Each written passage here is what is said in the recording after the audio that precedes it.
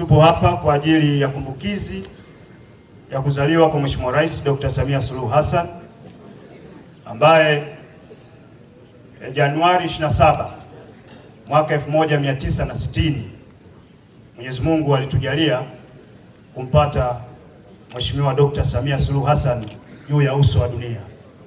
Hii ni siku muhimu na ya faida kubwa na ya baraka kwetu sisi wote wa Tanzania.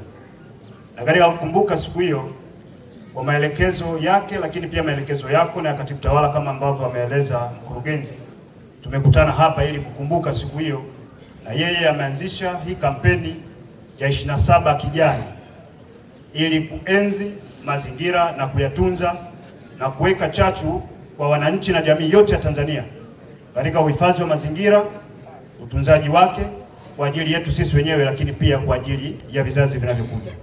Ndio maana tunasema uzalendo ni kutunza mazingira, shiriki kupanda mti. Kwa hiyo ameleta chagizo ili kuendelea kuweka hamasa katika uhifadhi wa mazingira kwenye kukabiliana na mabadiliko ya tabia nchi. Kwa hiyo hapa wapo viongozi ambao umekuja kuambatana nao. Mimi nimesema niweke haya maneno kidogo tu ili sasa itifaki kubwa ya kwako uweze kuzungumza nasi.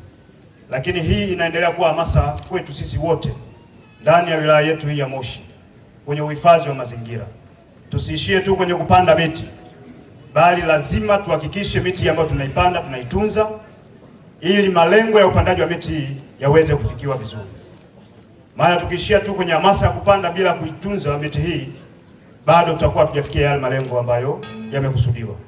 Changamoto za mabadiliko ya nchi sote tunazifahamu, ni kubwa na ni nyingi, lakini lazima tuweke jitihada ili kuhakikisha mazingira haya yanatufaidisha sisi wenyewe kwa sababu tunayategemea.